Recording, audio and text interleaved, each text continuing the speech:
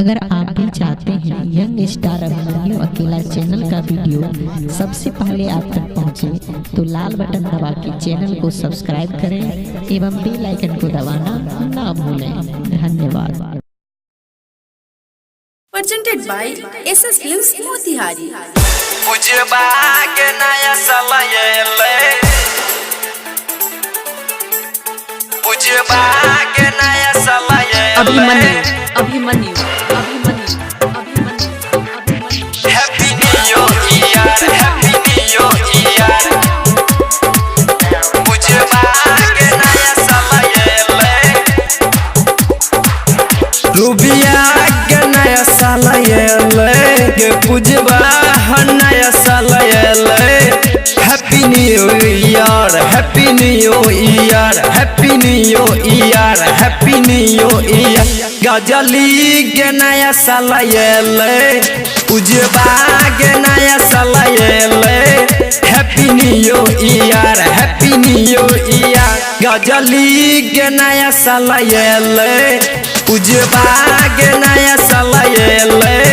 Happy new year, happy new year. पुजबा के नया सलायले,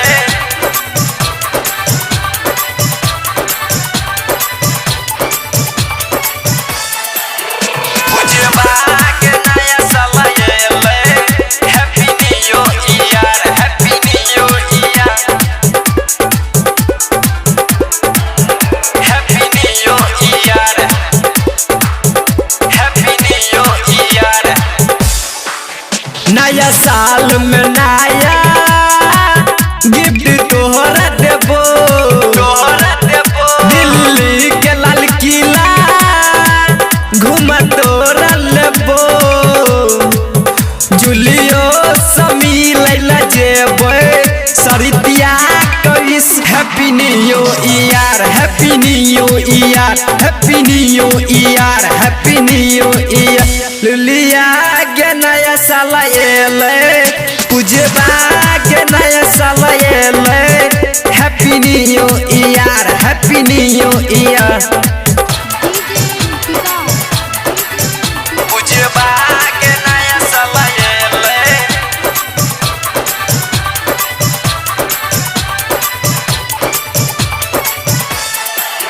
पुजबा के नया सलायले। Happy new year, happy new year. Happy new year. 2019 गे कल हे बीत गेले। हाँ 2019 गे कल हे बीत गेले। पिछला साल के मिलल है बड़ा मिस भेल। शंभू साइकिल के मैसेज एले, अभिमन्यु अकेला मिल गेल। Happy new year, happy new year, happy new year, happy new year. Saurabh digital recording studio, Delhi.